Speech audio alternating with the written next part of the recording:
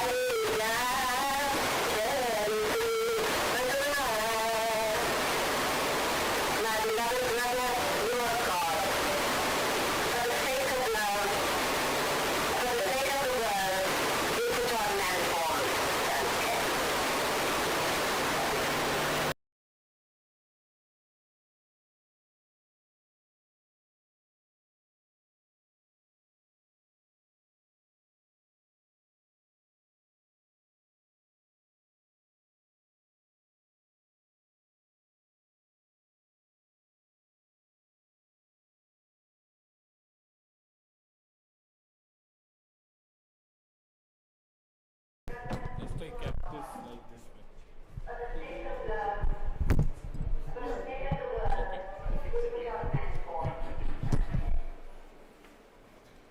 This must be standard. That's right. Put the Bible.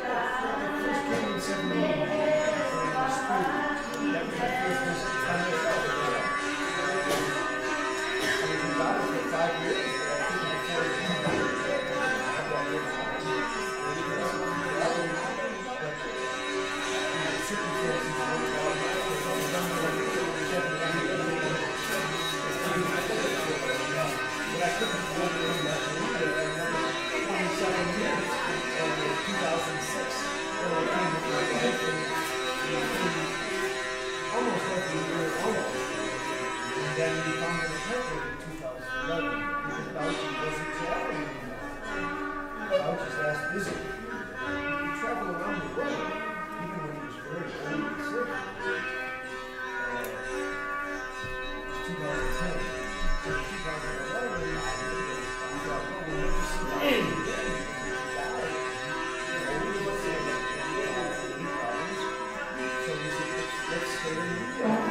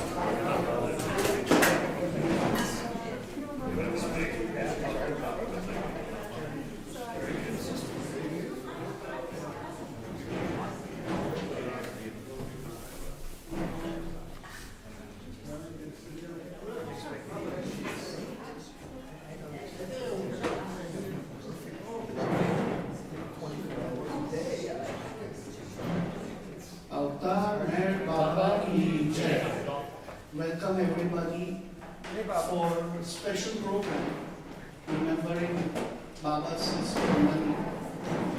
Today is also her birthday. And the best person who can introduce Mani is Mani herself.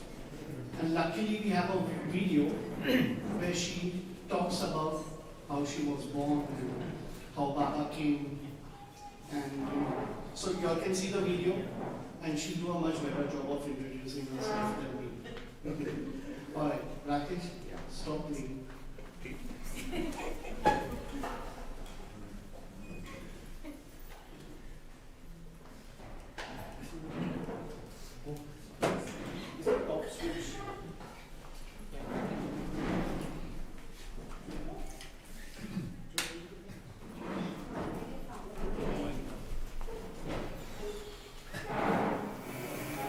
You see, it's so hard for me to hear your stories of how you came to Baba, each of you. You, his promised children, he had promised us that you will see them, my children. They will come, and you will see them. And the love on his face, as he said it, the love of a mother, the pride of a father. And so, we are given that by him. He had you with him for a long time until you come out after Baba dropped his phone.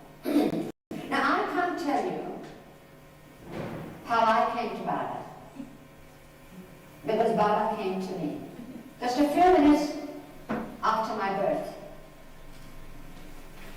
I was born in Pune in David Sassoon Hospital, where Baba was born over 24 years before. He was Merwan then.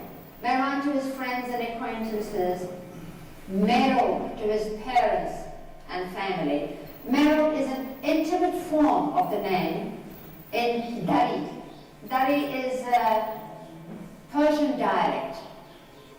So, I'm afraid I don't remember the first meeting. But I've been told, and I never tired of hearing my mother tell some relative or friend about these things. And I would listen back to how Baba came to me. It seems that when the nurse announced, "It's a girl," Marilyn was very pleased. He hurried over to where I was and picked me up and held me to him, despite my mother's protest. "No, put her down. She hasn't been washed yet." And so, that is the beginning. A continuation of many lives of longing. And I feel I was born with just one ambition. That ambition has been fulfilled, but it still remains with me. The same one ambition, to be with Baba. I always knew he was God, even from my earliest childhood, as naturally as I knew a chocolate, a biscuit, a ball. He was my brother, who happened to be God. Or he was God, who happened to be my brother. And I was never modest about it, never. I would hug that thing to myself and speak of it whenever I could. You see, I was educated in a Catholic convent school in Pune, the convent of Jesus and Mary. And I'd hear of my friends talking about their godfathers, and I'd tell myself, they have godmothers and they have godfathers. No one has godbrother. I'm the only one who is godbrother. And I'd be so happy about it, very proud of the fact. Now when I'm looking down, I'm not being demure or pious. I'm looking down at some notes Babas.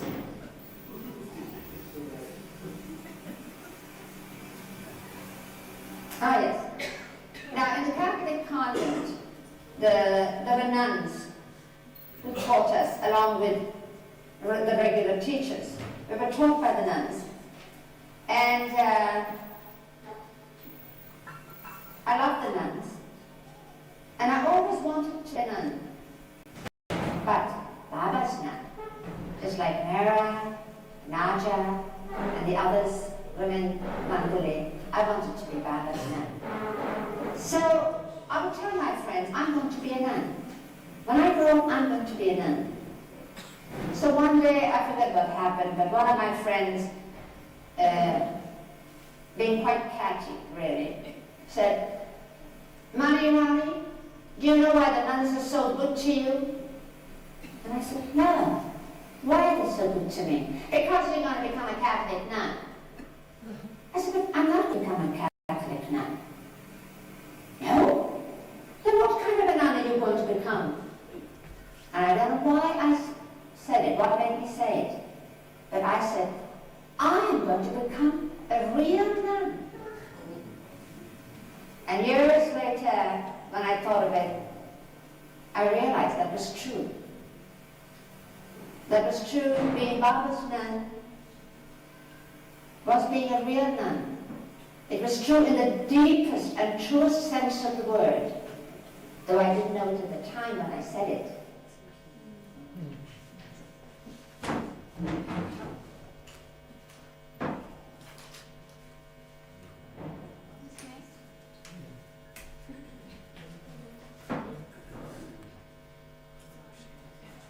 Hello. Jai Baba everyone. So we have all gathered here today on our favorite Mani Auntie's very special birthday. So welcome home everybody. And we will be having a song now which was written by Mani Auntie. And can we have our musicians? So we have Yui and Charlie and Satyaji.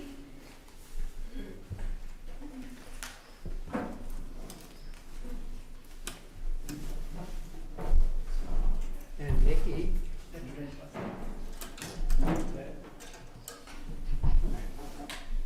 Got it.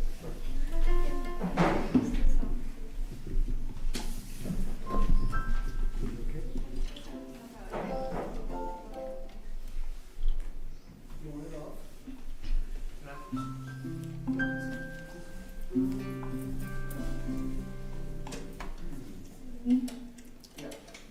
Hello.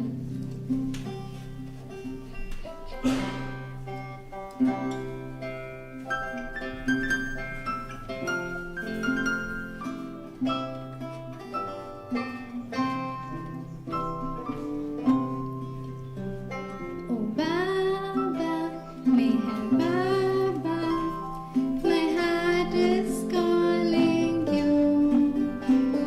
Or is it but an echo of your love calling me, calling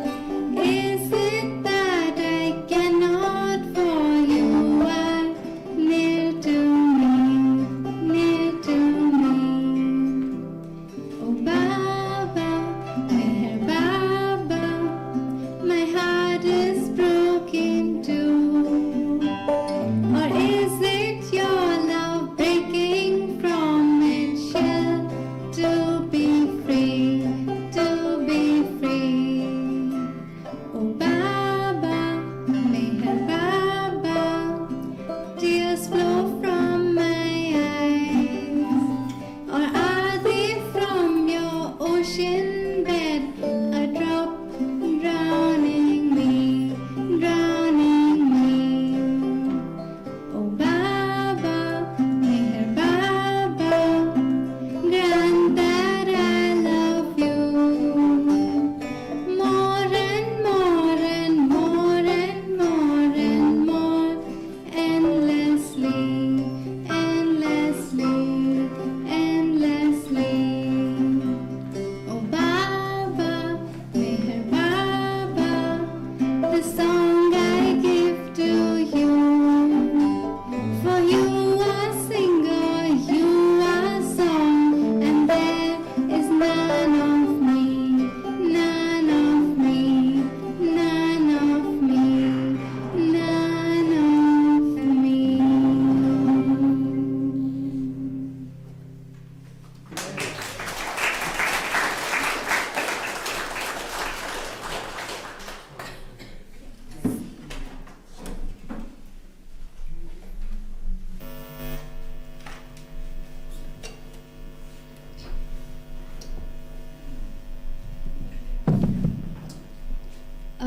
Jai Baba, we will be now showing a video clipping of Mani Auntie.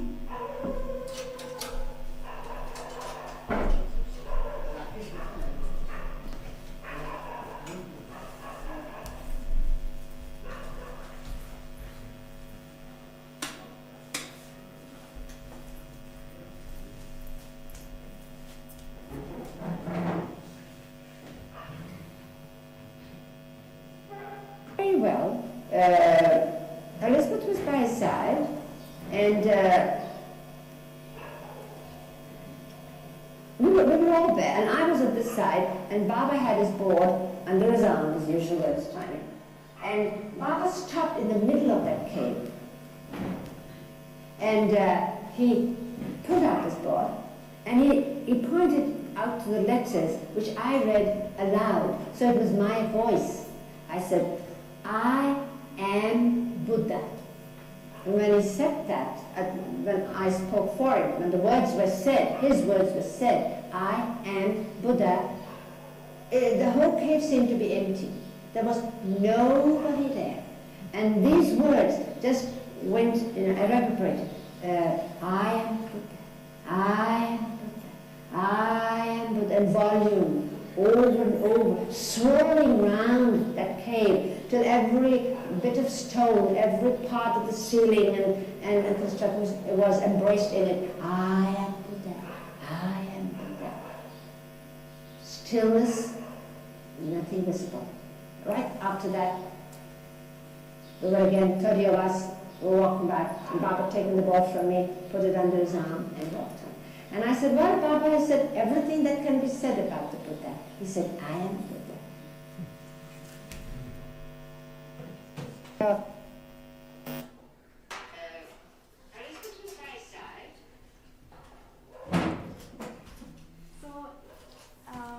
is it on? Hello. So in this lifetime, I haven't personally gotten to meet Mani Auntie. So these videos are a very beautiful way to connect. Can we please have Alan to share his beautiful moments with us?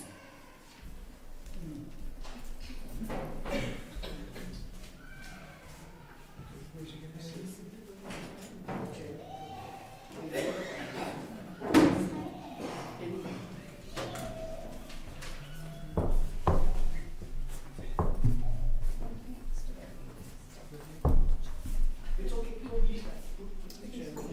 Yeah.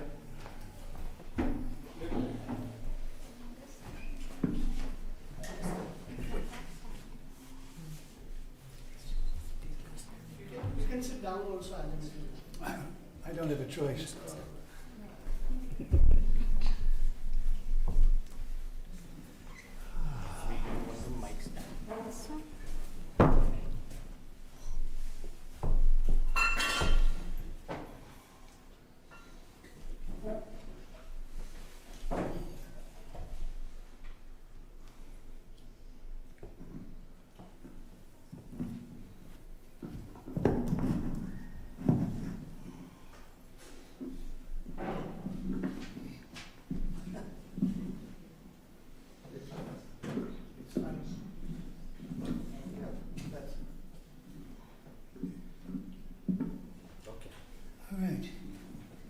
Well, I'm not prepared for this today. I didn't realize I was going to be speaking.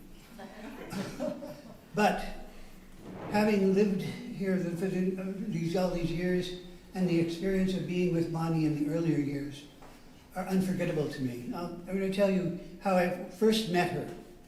It was in 1969 at the Darshan in Pune.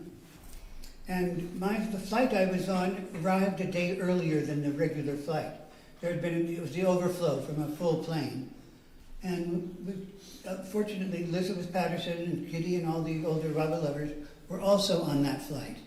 And then they had a few of us who were neophytes. When I came with Mother to Merabat. So we got there a day. As soon as I got on, I looked for Baba. Where's Baba? And then I'd see him coming towards us, and I got to that place as fast as I could go. And What's me happening? up. Kept me, teased me. That has to be the first thing. So, Well, then you second, we can from the beginning. it's coming. You see, it's, Monty is mischievous. After all, who's her brother? Sorry, go ahead. So we arrived a day earlier than the regular group, so there were about only 30 of us there at Guru Prasad that day. And Erich took us through the rooms of Guru Prasad, and then after he sat us down and talked to us for a while, we got up and walked out, and we're walking down the driveway of Guru Prasad, and I heard this voice behind me saying, "Baba told us you would come. Baba told us you would come." She said, my gems will come." She was gesturing like this. I turned around and I looked at this most beautiful young woman I'd ever seen in my life. Her hair was quite dark at that time. She was quite a bit younger than most of us knew her. And she was so beautiful. And I walked toward her, she opened her arms to me, and as I embraced her, I realized this is the best friend you could ever have. She is that friend. And over my years of living here, that was proven to be over and over and over again. Her wonderful support for anything creative. It was fantastic. She had no reserves about being supportive of anything creative. Let me think, now what else? What can I say about Monty? She was so... Tell us about the cake. The cake. Once, Pat had Bonnie over to her house for a luncheon one day and had me make a cake. The thing you had today is not exactly that cake. It's something very different. The cake it's called a Victorian sponge.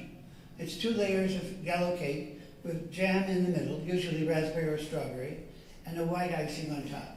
So I happened to do that day, not knowing anything. And when I brought the cake out at the end of the meal, when we cut it, I said, "Oh, that's my favorite cake." What else? Alan, can you tell the story of Rondo's cremation and when he called you into her office? Oh, that's a very private story. Oh, so why? You brought it up, I'm going to tell it. I had thought about telling it, but it's a little embarrassing. Good. So what happened was, I had a very close relationship with Ranu, as did Pat. And Pat was staying with her every day at Marizana, and I would keep in touch with Pat, and anything they needed, I would bring for them from the town. And on this particular day, the phone call came that Ranu had passed.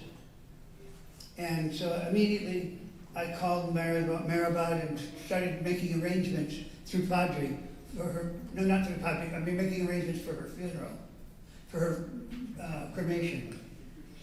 And not knowing that in India and in their community, it's the honor of the family to do that. And so Monty got very upset with me, and she called me to the office. I happened to be in town. She called me in, and she was scolding me. And I felt humiliated, and I felt very, very sorry. And in the process of this, she was sitting there, she finally said, well, if you didn't know and you didn't have any intention, you weren't trying to take it away from me, from us. And I said, no, Monty, I was just trying to help. And then she had me come over and sit down next to her at her desk in the main office on a little stool, and she was sitting in a chair, and I looked up, looking up at her. And in that moment, I realized, I had a feeling that I would always protect this woman, this person. My whole life, whatever I could do to protect this woman, I would do. I felt like a castle guard or something. And then she, embraced me, and it was all over. It was very upsetting, because I loved and respected her so much. But, okay, Biff, you got that. What, anyone else have anything they'd like to hear? Everyone probably knows that Baba would ask her to put together a skit or a little play with minutes to rehearse, really. And she would do it.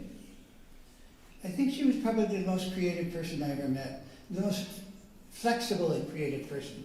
She had skills in anything.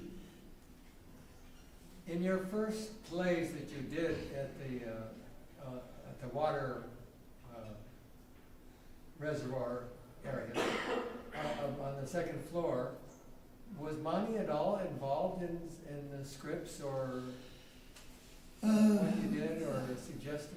There were a couple of scripts where Monty made suggestions, or we took things from Monty. The play that we're going to do this year, actually, which is a revival of a play called MPR's Necklace, about religions being drawn together on a single strand. She talked about, the last act is more or less created from her.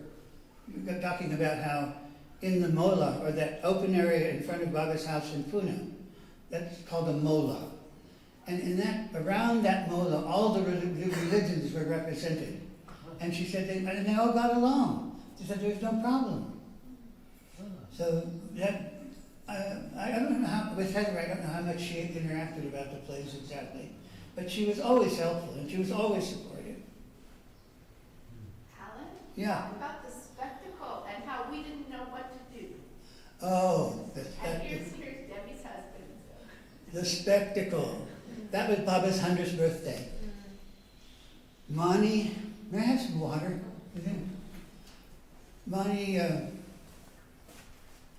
Mani had an idea, and she told it to Heather. And then Heather came back very excited from Arizona that day, and I was in my room. We were sitting on the veranda in my room, and she was telling me about this idea Mani had about what we know what happens and how people perceive and experience the advent of the avatar in creation, but what's happening in the celestial realms when the avatar is descending. So she said, let's look into the celestial world. And then we talked, Heather and I talked some more, and went on and on. And finally I said, Heather, what about a cloud ladder? Do you know what a cloud ladder is? No. Can I have Sure. Come. Come, my sister, my lovely, wonderful sister. We fight every day. Mike. So anyway, what I want to say is, what happened was, we didn't understand what Mani really wanted. Because Mani had said, she said, he described it perfectly, it's a celestial kind of... The spheres. The spheres of the celestial world when the avatar comes to earth, when God descends. So Alan and I, we talked about it, as he said, on his veranda. We did it over and over, and we looked at each other. This is the part we left out, but I've got to bring up. We looked at each other and we said, what in the world, what? What do you think it is? We had done many plays that Mani enjoyed.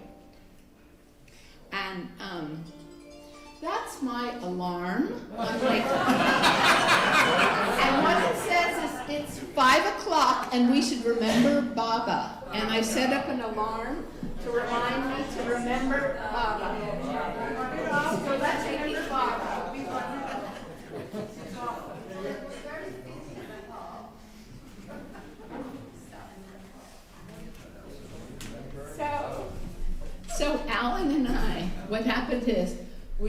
each other, and we had a long talk. Altogether, we did 42 plays together with other help, many other help. No, not just us, but with help from others. Many people helped with that. But we looked at each other and we didn't know what to do. We had no idea what to do.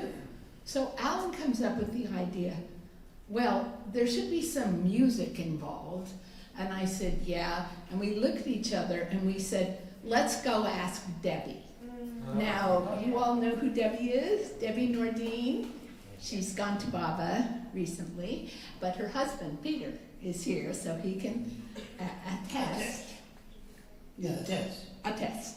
So we said, we're going to have to go talk to Debbie, because Money had said about Debbie that she is she said to Debbie once, don't you know what we need you for? You're our music department. She says to a person, you're our music department. And Debbie was indeed our music department. Oh no, she was incredible. Incredible. I did a little program once, and her coaching was so good, so sweet, so understanding. Yeah, she was fantastic at music and in every other way. Aside from that, but for this, we didn't know what to do, so we called Debbie. She lived with us, as Peter did, and we called her Lower Maribod to come and help us. So Debbie looks at us and she goes, oh, I get what it is. And we're like, huh? And she said, it's a spectacle. Right. And we went, he got it, but I didn't. I said, what's a spectacle? And she said it was like Busby Berkeley. Busby Berkeley. These were these fantastically choreographed, like hundreds of people diving off of swans, and it was a particular kind of a performance in a film usually. It was in the 40s. Like, wasn't it in the 40s? 30s or 40s, yeah. 30s and 40s. Yeah. So Debbie, immediately, because she was a performer and she had done spectacles herself, all based on music and singing and people, there was not dialogue. Alan and I were big into dialogue. Everybody's talking, as I am right now. But no. So we came up with dialogue, but anyway, in short, that was Money's greatest achievement, because not her greatest achievement, but I mean in terms of plays, she told us exactly what to do for Baba's 100th birthday, because Merazad was closed to all pilgrims. Only the Bandali and the residents and the Nagar people from Amanagar could come because... she didn't want everyone coming because it was the 100th birthday. Yeah, and it was right after Amar Tithi, and it's Baba's 100th birthday, and so many people would come, and they didn't have, it wasn't... The facilities weren't there to accommodate them. And Baba wanted people to perform his birthday at their own centers, and this was a chance. It was Erich who made this happen.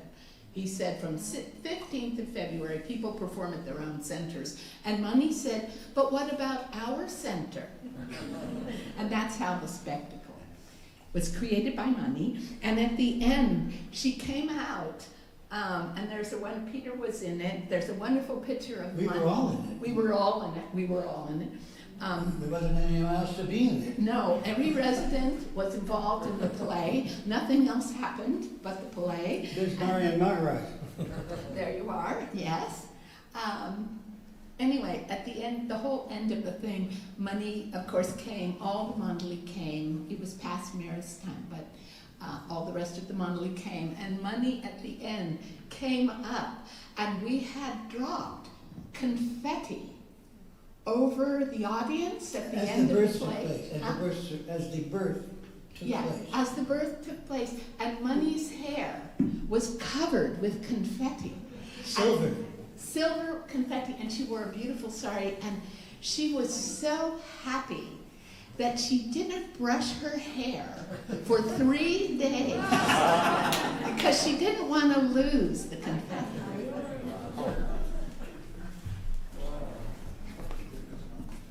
I think we just about enough, I think. Yeah, that's fine. Good. Thank you.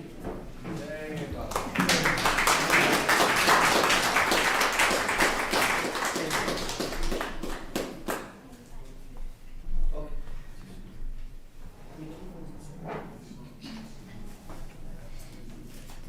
so much, Heather and Alan, for the beautiful stories. We all know that Money Auntie used to really love jokes, and we have Heather who will be sharing some amazing, really funny jokes today. Here I am again. There are just a very few jokes, I promise.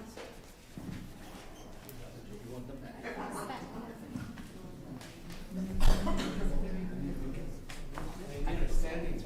Okay, I'm going to make this these are very short. Okay, these are very short, and this is what Money, she would tell jokes. She herself could make jokes. She was extremely funny. And first I'm going to tell something that actually happened with Money that was a very a descriptive way of describing how funny she could be. She's in the trust office. She was chairman, as you know, of the trust. She's sitting there at her big desk. She's doing things. Every once in a while, Erich would come in from the back table, and Money would greet people and entertain people and do her work and sign checks and write letters, and were very, very busy. And Erich would come in. If anyone came by to kind of chat with her, Money would start chatting with children. She'd get down on the floor and play with toys, all these things she would do in the office. And Erich periodically would come in and look at her and said, "This is office." He was like his famous father. He was like your beloved uncle in Marazad, but in the office, he was like his father. Really, just like, "This is office." And he'd look at us, and Mommy'd say, "Yes, dear, I'm signing checks." "Bet you, Mommy, I'm signing checks. See, here they are," etc. But, and she loved children and played with children, had a whole box of toys that she'd pull out for the children to play with on the floor, and when she'd get down there, very, very funny. One of our residents was a very sweet man, really sweet. But he had had an accident as a child, so he a little bit had the habit of drooling a bit, not through his own fault, but very, very sweet, wholeheartedly for Baba, lived here from another country, but lived here. And she knew him very well, and he was very fond of Money. So one day she's sitting at her desk, okay, I'm Money at the desk, and here he comes. Her friend, resident, he comes behind, and he's so excited to see her that he bends over her and he says, "Oh, Mommy, it's so nice to see you." And Money says, "Yes, lovely to see you too, dear, but you can go now. I've already had a shampoo today." And he had a good sense of humor about his joke. "I've already had a shampoo today." Anyway, she could be funny that way. But these are just two jokes, then I'm done. Okay, this is one of her jokes. One day, little Johnny was on the bus with his mother. After a little while, he tugged on Mother's coat. "Mother?" "Yes, Johnny." "Is it true that we're here to help others?" "Why, yes, Johnny. What a good boy you are." A minute or two later, he tugged her coat again. "Yes, Johnny." "What are the others here for?"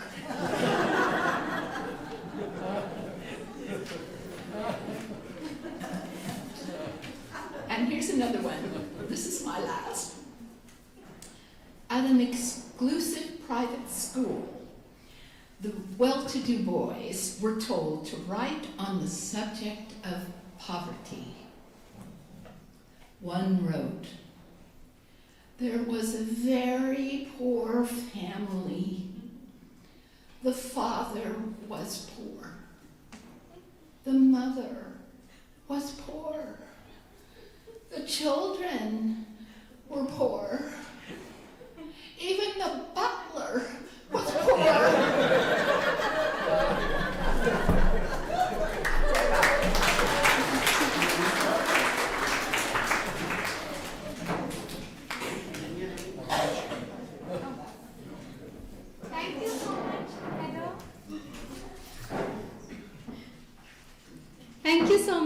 together. We will now be seeing a glimpse of how it was at that time to be in conversation with Mani Auntie and hear her speak. And we are so lucky that they had video recording at that time.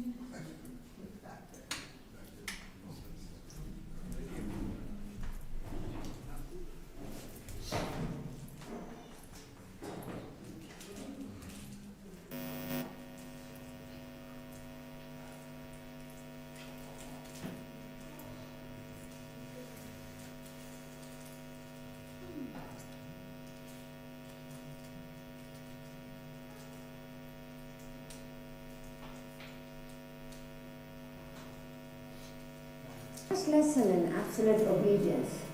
I got one eye on the clock. On absolute obedience was that nothing is too little.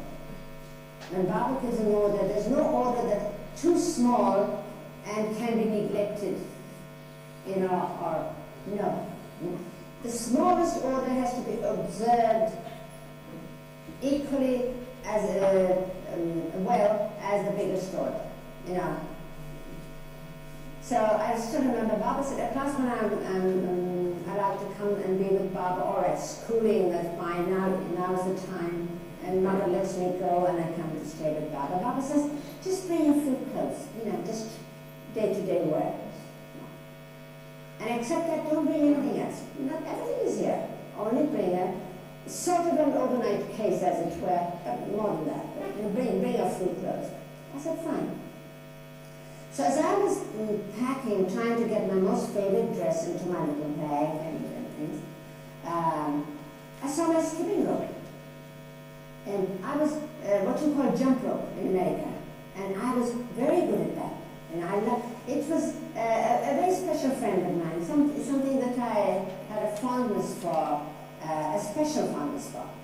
So I saw that and I said, I tried to put it in, and then I said, no, Baba said, only food clothes, nothing else. But then you always justify yourself. At least I did. And I said, oh, it didn't mean this. What is this? A skipping rope has not nothing to do. It's just such a small thing. I mean, it couldn't have been that. So I slipped that skipping rope into my bag, under my clothes, and when I came to Baba, I didn't tell him about it. He didn't ask about it. But how beautifully he brings it up, just see. He said, one day when we were all sitting around there, Baba said, we thought there were some other children who had just come for their holiday from the school. So Baba asks them, about, well, do you study well? Is the school nice? You have games there? Yes, Baba. What kind of games? Oh, Baba, we have hockey and we have this, and they're talking about their games and how wonderful it is. And Baba's, saying, wow, what, really? And that's the time when it turns to me, and I said, well, Baba, we didn't have that kind of games in the convent, but we had skipping.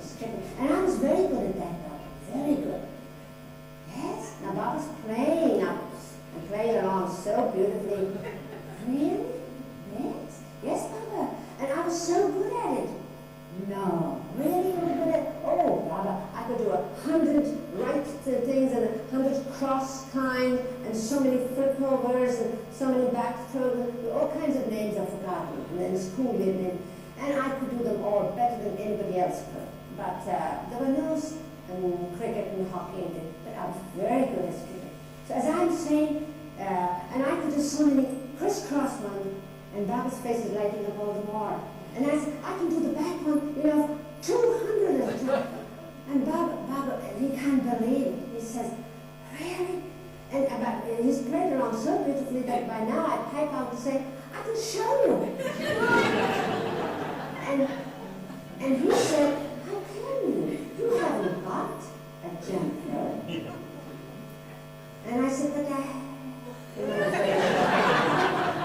I'm caught. I tripped over a trap. There was no need for me to say anything more. There was no need for him to say anything more.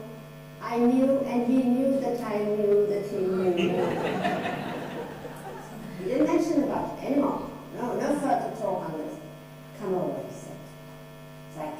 and stood by me. He says, you love me. Yes. How much? More than anything. And you do anything I tell you? Anything. Even if I tell you to go and throw this jump rope far away forever, would you do it? Of course, Papa. So we do it. So I wrapped up the jump rope, went to the far end, threw it out. Never saw it again. But I'm glad I took it with me because there was so much involvement about it in relationship with Baba, his love, his compassion, the way he works, and the way that I didn't, it wasn't a sacrifice for me, this throwing away, skipping rope, as it might have been had I left it in Pune. A chair, after all, when Baba tells me, for his sake, I'm throwing it away. Wow.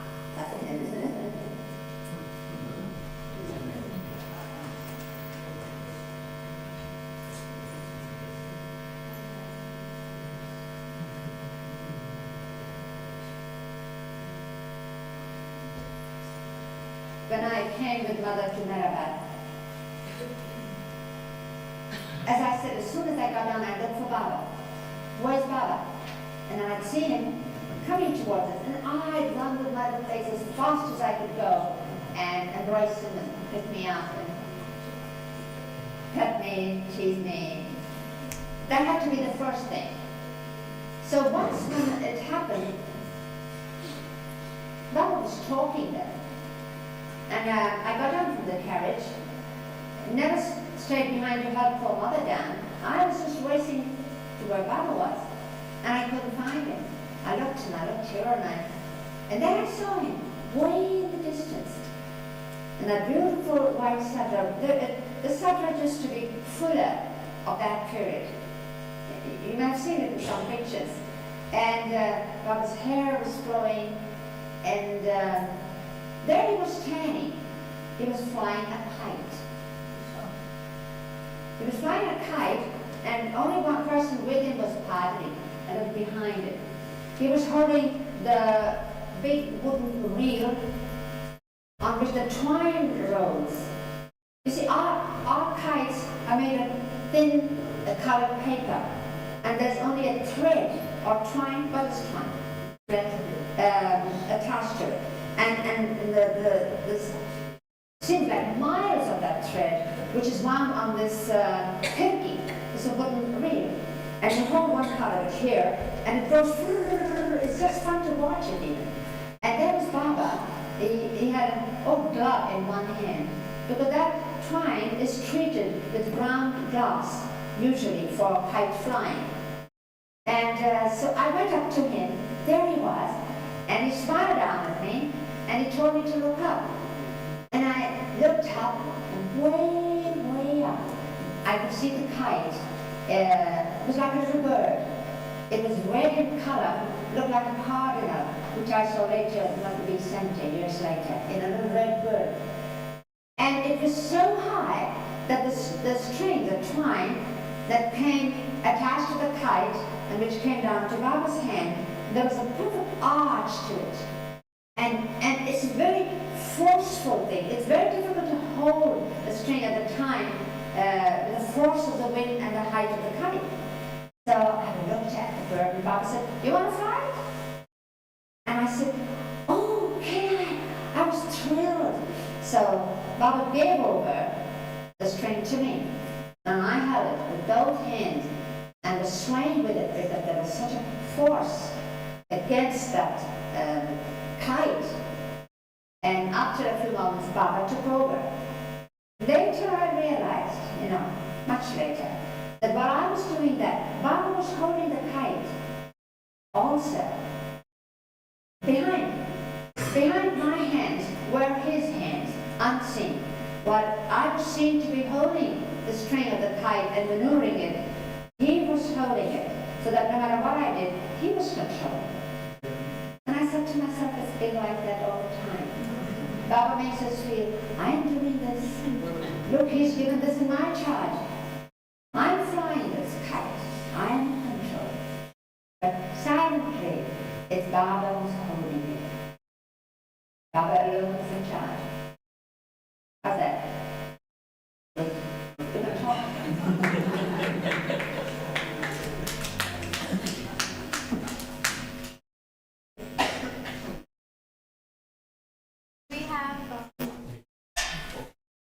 Jai Baba. We have a lot of people here today who have had very special moments with Money Auntie, and we would really love if you could share them with us. Would anyone like to share? Charlie?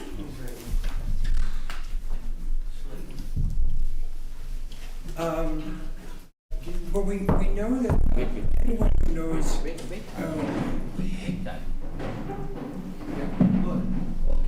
anyone who has heard some of Mani's songs know how versatile she was. She wrote that song "Drinking Deep," which is truly, it sounds like a country western sound. One day she sang for all of us Westerners her little child song. I don't know what prompted her. We were thinking about children, perhaps. And so she started this. A, B, C, D, E, F, G. I love Bob, he loves me.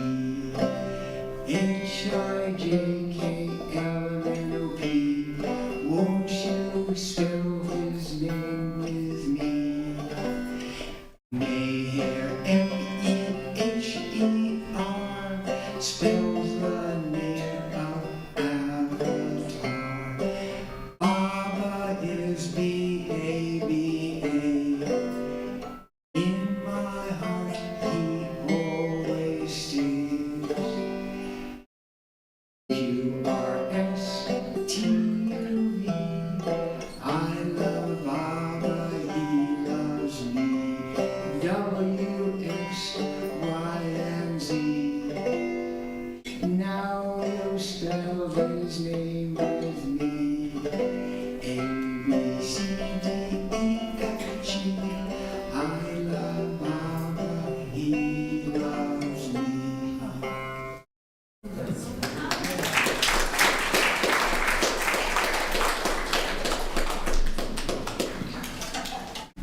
Would anyone else like to share their experience with Money Auntie? Yeah. This is Gokaran, my grandfather, and he would be sharing.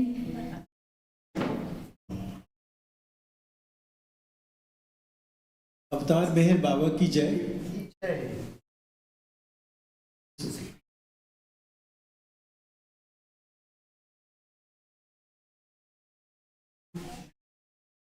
One of our major perception is this: then whenever we had opportunity to be in their company, we had a total different attitude.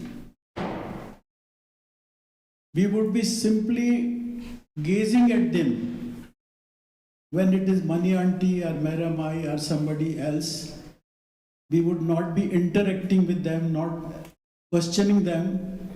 And later on, when we read in the books about our own presence participating in any of the program, then through that we knew that what was happening.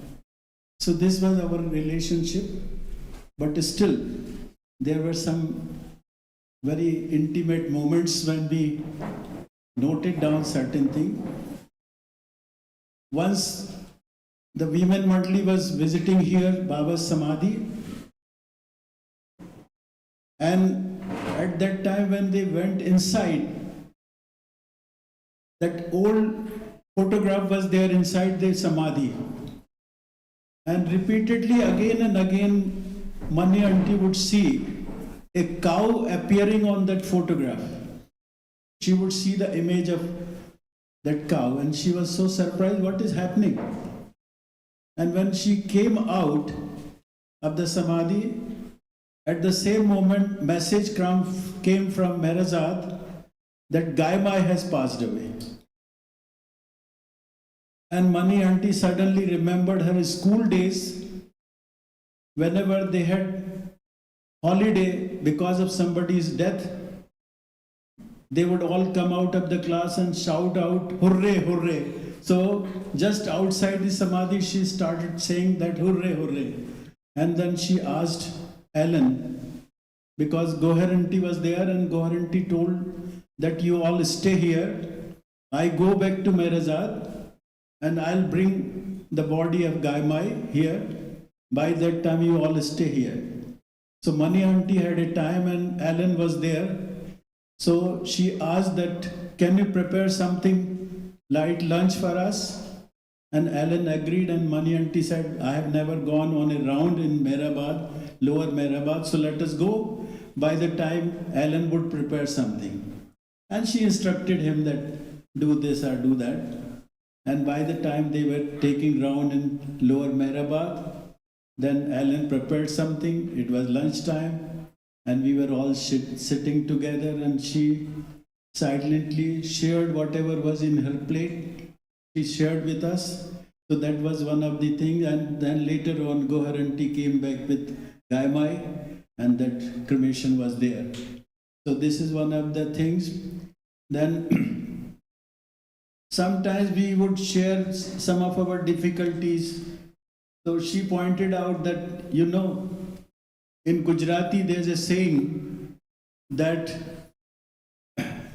chare so fire, which means if the cows or cattle are not grazing, then they would not get the fodder.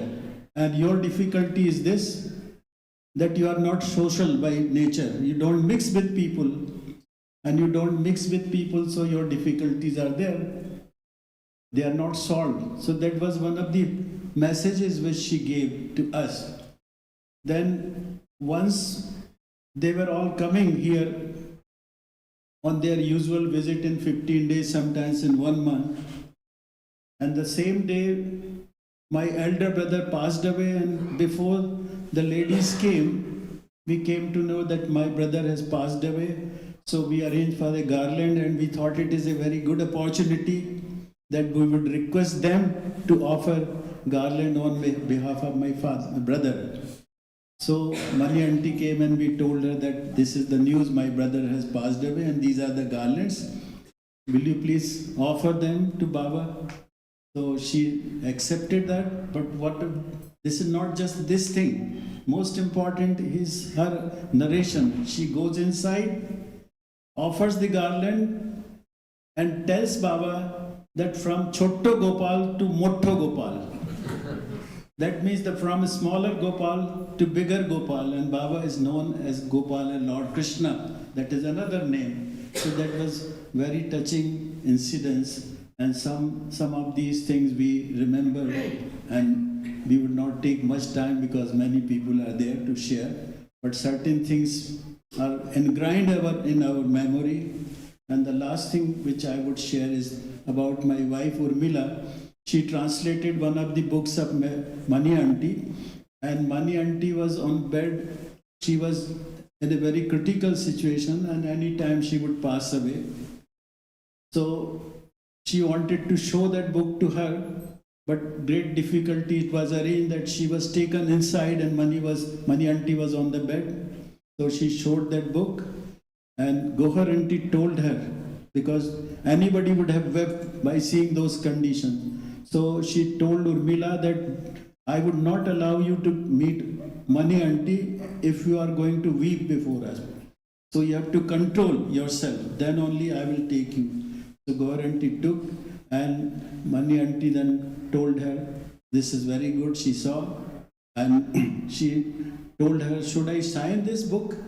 So Gohar aunty said, no, Mani aunty, you are not well, don't sign. So she said, okay, if it is not from this, then it is from here. And that is one of the greatest things to be remembered. So Jai Baba, thank you for giving us this opportunity.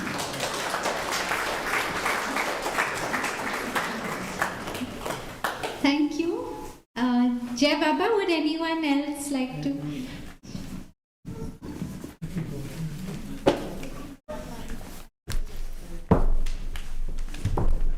Jai Baba. Jai Baba.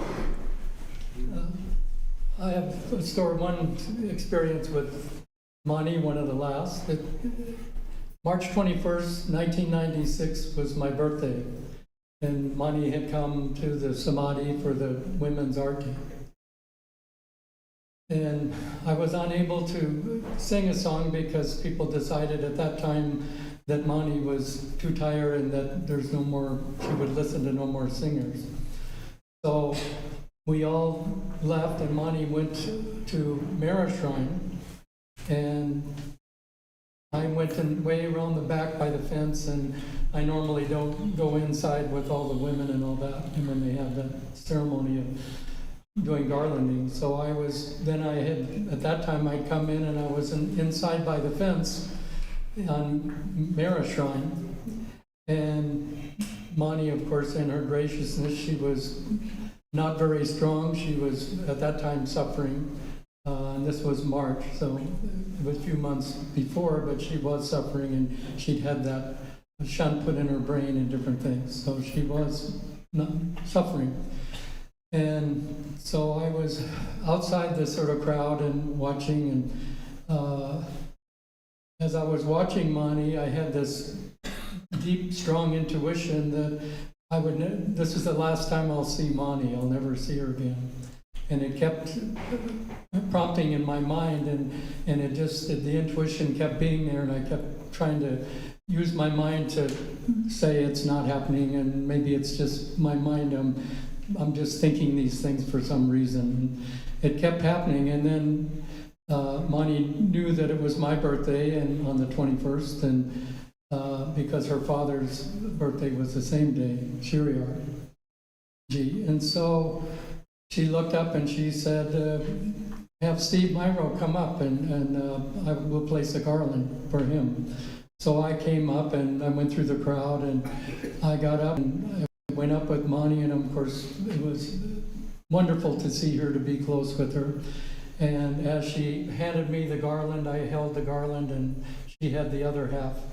And then she put the garland down, and she would always say that what Mara would say, which is, Baba, help us to love you as you should be loved, and help us to please you as you should be pleased.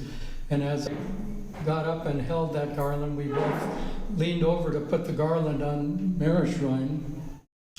And as I looked into Mani's eyes, she looked right into me, and I saw a depth, I saw infinity, I saw worlds gone, I saw universes.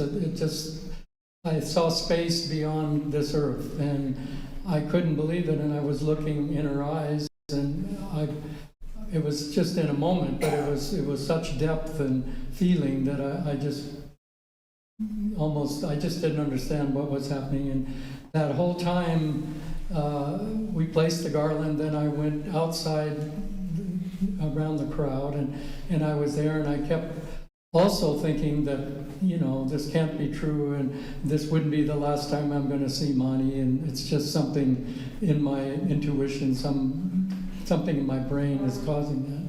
So I kept doing that, and as the garlanding finished and Mani would go and she would walk across the compound, and they would go to the cabin, and then they would go to the tin shed where Baba's Gadi was, and so we followed her that way, and I kept also having that thought, and it was just the deepest feeling, realizing that I would never see her again. So everything I was watching was just something so special and so unique, because it's like, thinking I would never see her at this point and that point and at the cabin. And so we got to the Gadi, and she called me up again and had me help place the garland on Baba's Gadi, and so we did that.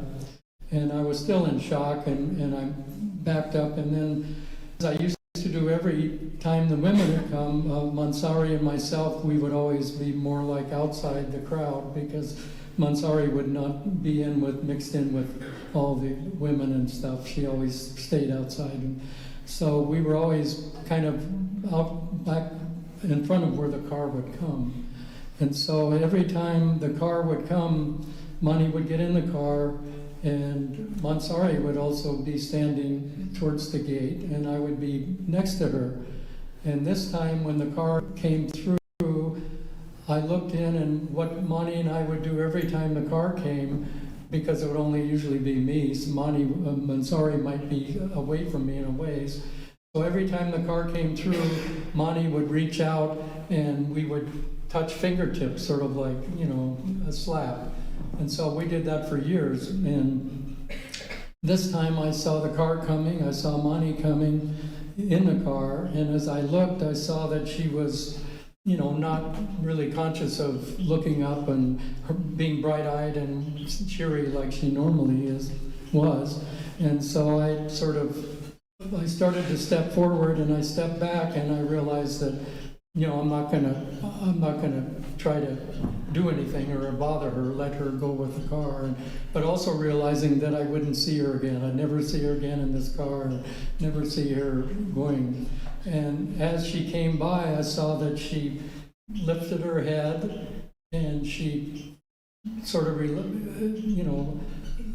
lovingly, with hardly any strength, she just put her fingers up out of the window. And so then I realized, I leaned forward and we just ever touched so slightly. It was just like a feather touch. And she looked, but she was distant, but she just gave me that touch. And then as the car drove away, I had my bicycle, which I always did, nearby. And so I got on the bicycle quickly and I went down the hill and I would go by Gloria Shaw's or by the Dooney. And I would wait for usually the women, and when it would be Mira and Monty, and they would come by in the car. And so I was waiting, and I kept waiting up by the Dooney and on the road, and I'm looking, I see her car coming from Erringham, and the car, I see it just starting to turn to come up towards the Dooney, towards Mundley Hall. And as I see, the car goes in slow motion. It's like everything stops. There's no time. It's almost timeless. It's like I'm in a vacuum, and this car is coming. It seems like it's taking minutes and minutes to come, but it's moving and it's coming slowly. And as the car comes, I see Monty in it, and she looks over at me. And she sort of nods and sort of puts her fingers together like that. And as the car goes by, I'm realizing that this is the last time I'm going to see her, and I won't see her again. And as the car goes by, I see Monty there, and then at the last instant, as the car is just going out of sight, I see Baba giving me that same gesture in the car, Baba's face and in his radiant face, and the car drove away. So that was the last time I saw Monty, because after that I'd gone to U.S. My mother was not well, and I went to the U.S. to be with her, and I didn't come back for a couple of months. And when I came back, Monty was much worse, and this was already getting into July, past the summer, getting into the summer months. And so I realized that I kept thinking I might see Monty, and that this whole thing in my head was just something that made up or whatever, just my own something happening. And so I never did get to see her. And I even went to Marizod once or twice, and I remember sitting even on the porch, but we knew Monty was inside, but she wasn't seeing anyone, and she wasn't coming out. But yet her presence was very strong. It just felt like she was sitting on the porch with us. And then on the 6th of August, when I had gone to Arti, I was just attempting to sing a song, and just before I'm going to sing the song, I feel this wonderful feeling and presence of Monty. And it's so strong that I kept looking all over, where's Monty? Well, she's here, she's right here. And I felt her presence, her attentiveness, everything. I didn't see her, but I felt her. And so it was just a wonderful, wonderful feeling. It was actually, I felt Monty. I didn't see her, I felt everything about her. All of her feeling was with me. And so I went home that night, and I went to bed, and about 2 a.m, I woke up, and I had this overwhelming feeling, and I had this sort of sense that something about Monty was happening. So these words came as I was, it was about 2 or 3 in the morning. It said, "The nightingale's singing reaches beyond earth." Can you see her? "The nightingale's singing reaches beyond all earthly bonds this night. Lost in love's plaintive call, her soul soars to heavenly heights.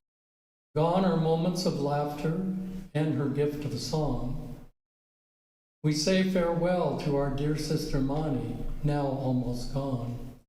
What a bright and beautiful life she lived, spent in love and service to God, brother, Mayor Ancient One. We shall always remember her sweet song, the melody of her life, and each heartbeat forever in rhythm, keeping Baba time. We collect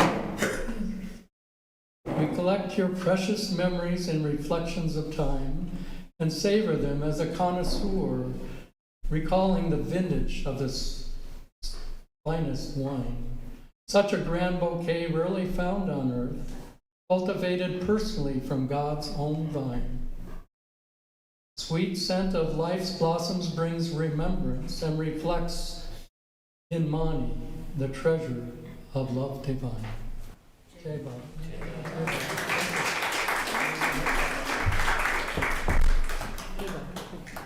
Thank you so much. We had Yui who had raised his hand. You want us to stand? Idea of a light, but that's not high enough. You want to be a microphone holder? Sure, yes. Sure. I can You want to sit? Is, no, because I want people to see this. Oh, I can hold it. So, ladies and gentlemen, my microphone holder. A big hand for her helping. A big hand for her helping out.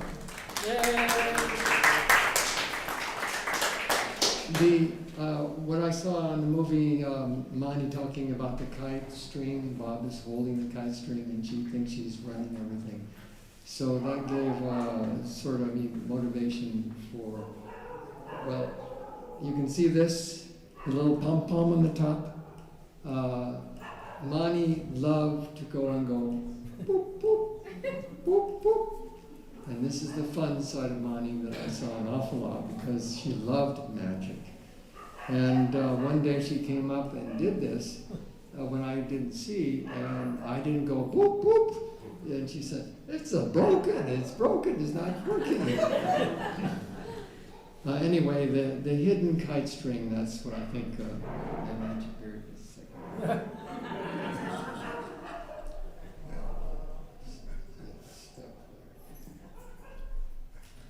This beautiful silk streamer represents Baba's Dhamma.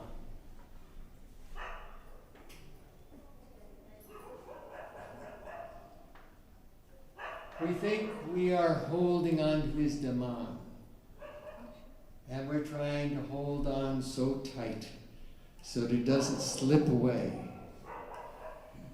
doesn't go up your sleeve. But you don't believe it sometimes it's there, and then now you see it, and suddenly it's gone.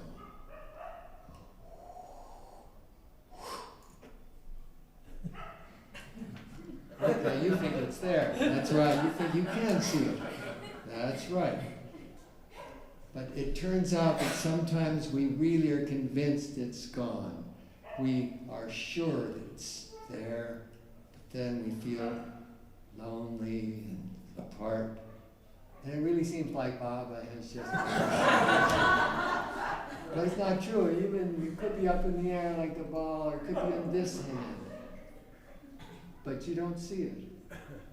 You don't see it. No, But if we just stretch out like this. No? No.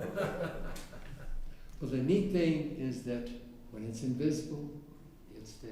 And there's only one thing to bring it back. Baba's name. So please, everybody. Baba! A little louder. No, I mean everybody.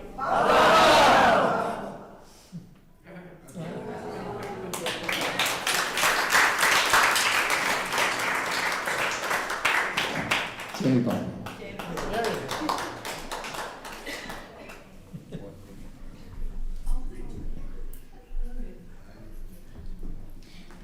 Would anyone else like to share their experience? Peter, would you like to share something?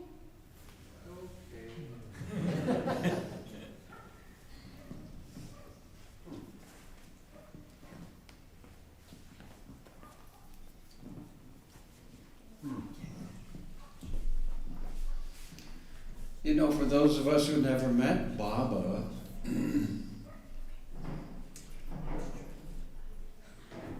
we came to him through our personal, deep experience of inspiration that he was God in human form.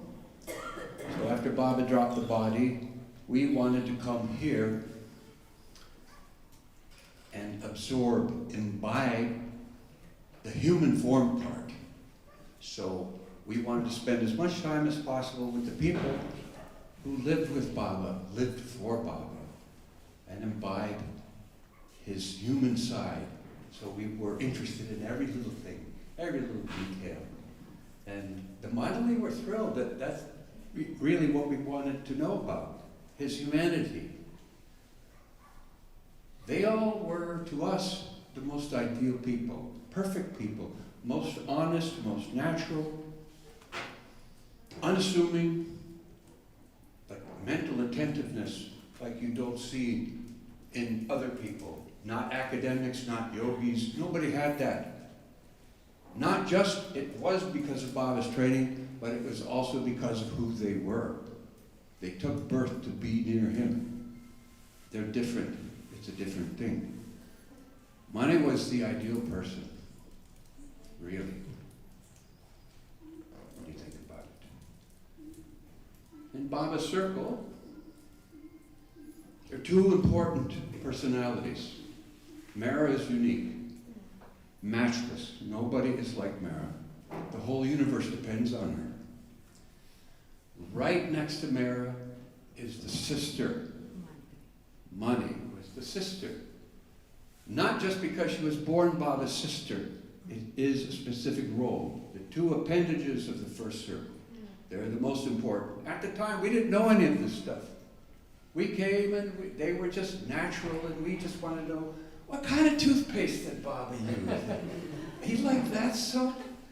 Yes, and then Baba would do this and he would do that. Oh, it's we would see all of these traits and hear the stories, and it was just wonderful. We never studied all these things. We only learned about these things because of our obsession with Meher Baba, and suddenly 50 years plus has gone by, and we've learned these things, Baba's explanations, who they really were. They're not just ordinary people. They would say, we're just ordinary, but they weren't ordinary for an ordinary reason. They're extraordinary people. And Mani was ideal.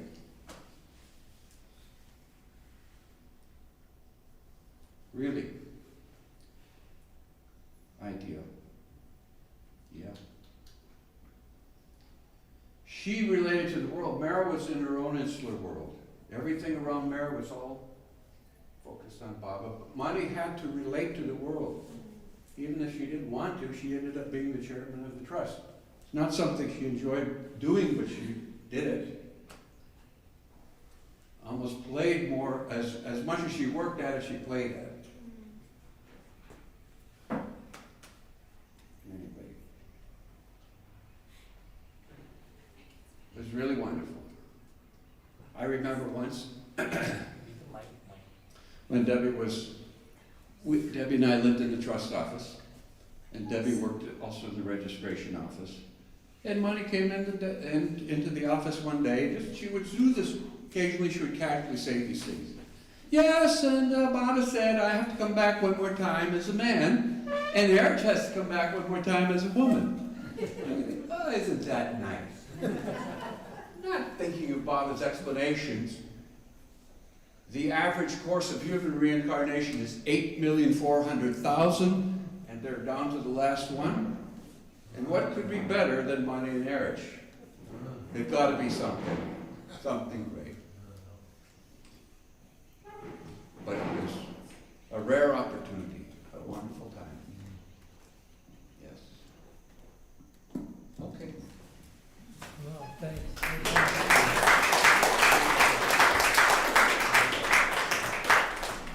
Thank you so much.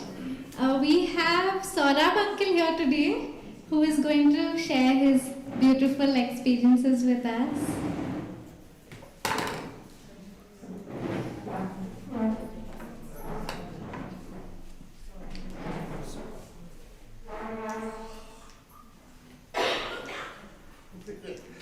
It's okay. You have to sit after. Yeah. So you sit there.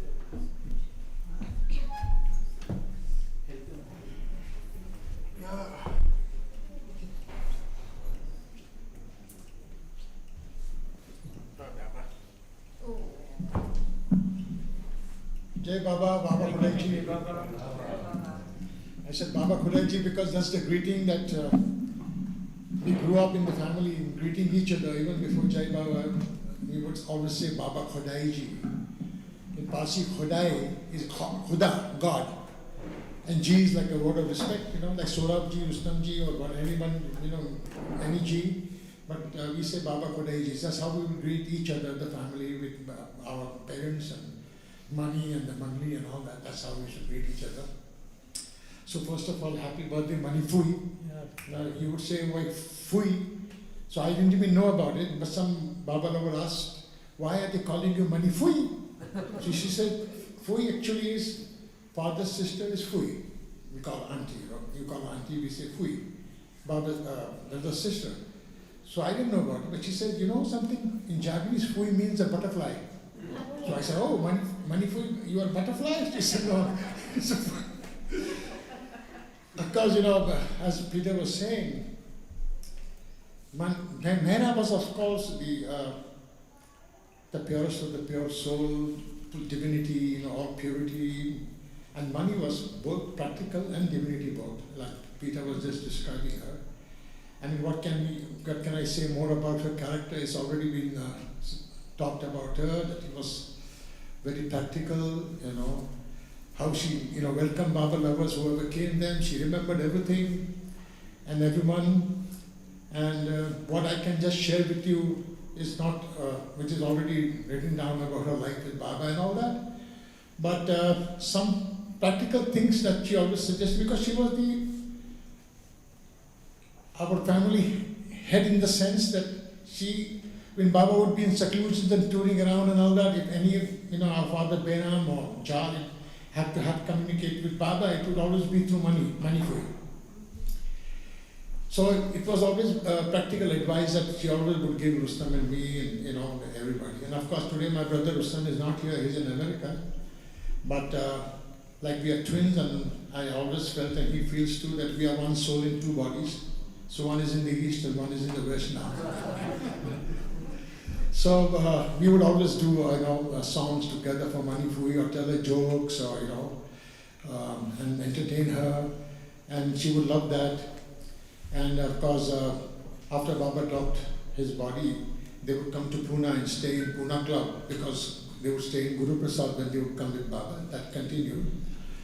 And they would never go for any movies, because the only time they would go for movies is with Baba, and he would let them go, or they would go with him. But it so happened it was the era of the 60s, and the videos were very popular at the time.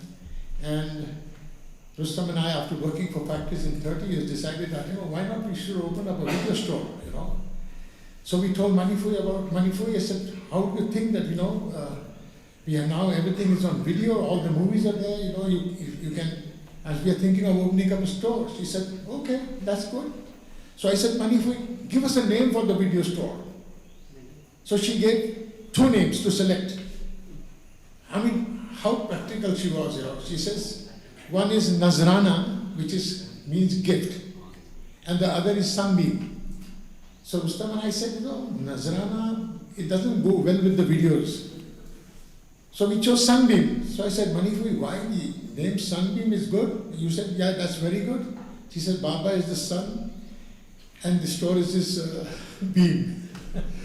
So every day we would take videos for them to watch, that's how we would entertain Manipuri and go to Mirazad every Sunday and take bottles of the cold drink that they would love, called 7-Up at that time. And as Baba would always say, in investment, I feel like 7-Up. He said, I am 7-Up. So we would take the cold drinks for her. But there are certain, I wouldn't elaborate too much on our life, but some practical advice she would always give Rustam and me, which I would like to say, that I know our video store was doing very well at the time because it was the video being, so we thought of opening up another branch. So I said, Manipuri, by Baba's grace, this is going on good. So we're thinking of, expanding into another store. What do you think about it? The practicality of Manipuri. She says, Sora, Baba wants us to be as it is. I mean, if he's giving you something that can be easily picked up and come to you, why do you want to stretch your hand like that? Then you have a headache, you have a shoulder ache. So just take whatever comes to you. I said, that sounds good. So we just forgot about the idea. I mean, she was very practical in always advising the family in what would please Baba, what would not please Baba. And also, she would always say, it's a Manipuri, as her nephews, we would always say, Manipuri, this is this and that is that. That one is going to be better, this one is going to be better. She would tell me, Rustam Sora, Baba has made our own individual packets, which are meant for you individually. It is meant for you. So, what may contents may be spiritual, material, whatever it's there for is in you, is for you. So when you are receiving it, thinking of him in love, receive whatever he is giving it to you. It's yours.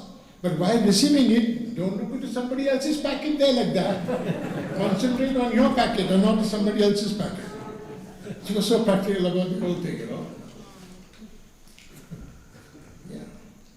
So, she was always a guiding force to the family, always the link between Baba and us as his sister and Behram, of course. She loved Behram very much because Behram was very practical also, and he taught her how to play the sitar. The sitar that you see in the videos that she plays belongs to my father.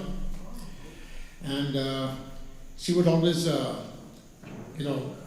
make Rustam and me sing for her. Of course, that very beautiful Hafiz ghazal that Baba wrote, which Mehrab has heard Baba singing at that time. And she wanted money to teach Rustam and me and train us how to sing the song, which we did, and we sang for Mehrab. But then Rustam and I also would go a lot around the world at that time, to Europe and also many times to USA, doing services over there. We would be invited. And of course we would tell our lives and stories with Baba, which is, all the time we do that. And we would sing some songs for them also. But it would be like in Hindi or Urdu. So Mani said that, I'm going to write 2 songs for you that you must sing for them, So one song that I'm going to sing for you, which was very, very beautiful song. It shows Mani's, real Mani in that song, the way she would express herself, and all that. But just to tell you about this song, that Mani was not well at all in the last period of her life, in Mirazad. And of course the family was always in contact trying to find out. But before that in Pune she was in the hospital, and she told our sister, Gulnar, and who's also now with Baba, and my brother-in-law Jahangir, at the time our brother-in-law, that after I go to Baba, all the family should eat ice cream on that day. So that was a surprising thing. I said, ice cream? Then we realized, she's going to Baba, so she wants to do that. But our attachments, of physical attachment to her, and Baba dropped his body, it was, like an earthquake. But just to think of that, she was so practical about the whole thing, accepting it. So it was the last stage of her life in Mirazar. And the family, we were very anxious, Rustam and I were very anxious to want to meet her. So we must set up a date, and she asked us to come on a Sunday to Mirazar at that time. And Rustam and I arrived in Mehrabad a day before in the afternoon, and we went to the Samadhi in the evening during the Aarti time and the prayers time. And then Rustam and I sang the song that Mani had written for us to sing everywhere we go. And we sang it at the time. The song was Be with Baba. And then after singing that song, the next morning we went to Mirazar. And she was sitting in the chair inside in the hall, where the chair was. And she was waiting for Rustam and me.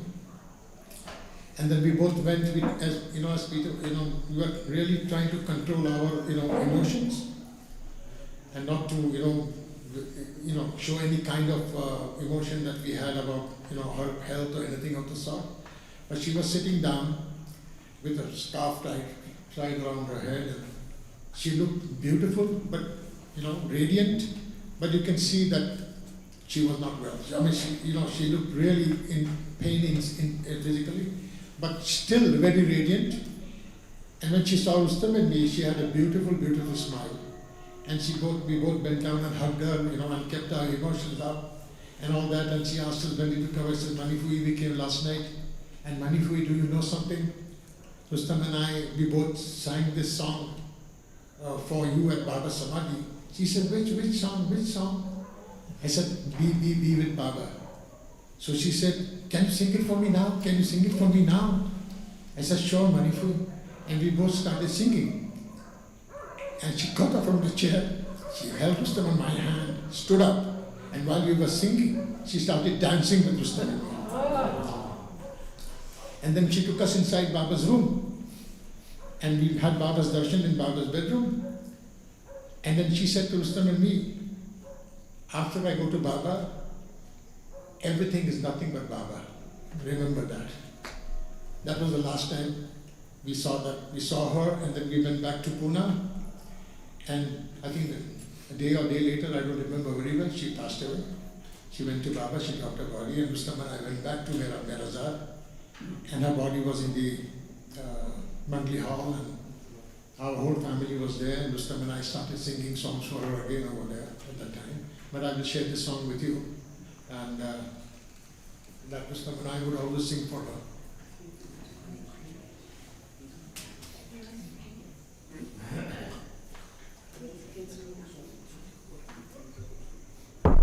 I'll stand up. It's okay. It's okay. It's okay.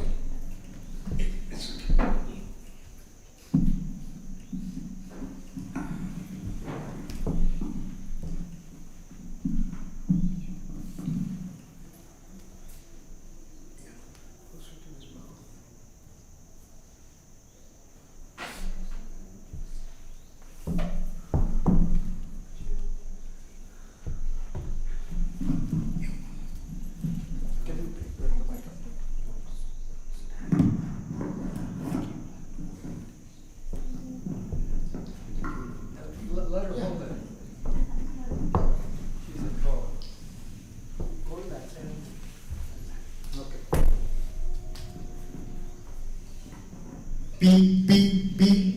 Be with Baba. Be like India rubber. Let him hold you, let him move you to his joy. Be a Baba girl. Be a Baba boy. Times when you feel low, times when you feel high. He'll never let you go because he loves you so. He's always, always nigh. Holding your hand, helping you stand in his love to go. Be with Baba. Be like India rubber. Let him hold you, let him mold you to his joy. Be a Baba girl. be a Baba boy. Times when you feel low, times when you feel high. He'll never let you go because he helped you grow. He'll always, always right. Be with Baba. Be like India rubber. Let him know you, let him hold you to his joy. Be a Baba girl. Be a Baba boy. Drive those strangers from your heart. Give them notice to depart. Shoo, be gone. Leave my house alone. My king has come to stay. He needs more space to spread his grace. More and more every day. Be with Baba. Be like India rubber. Let him hold you to his joy. Be a Baba girl. Be a Baba boy. Be a Baba girl. Be a Baba boy. अवतार मेहर बाबा की जय, मेहर मेहरा की जय, अवतार मेहर बाबा की जय. Of course, this is the first time my brother is not with me, but he was singing with me when I was here.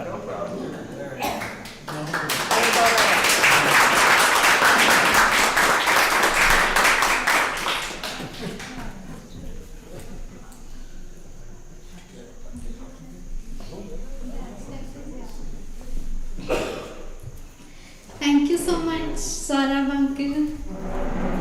We have the last song for today, which Mani auntie wrote and she used to sing it many times. Can we please have the musicians? I think this might work.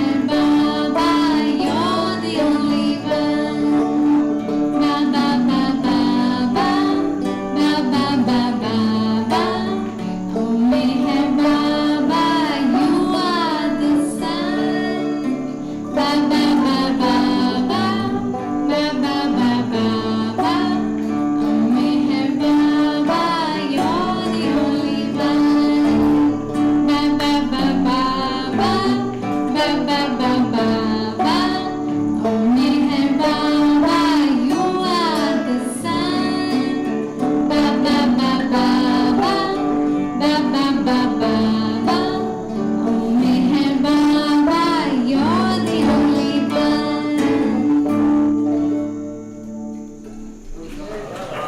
Atal Meher Baba ki jai.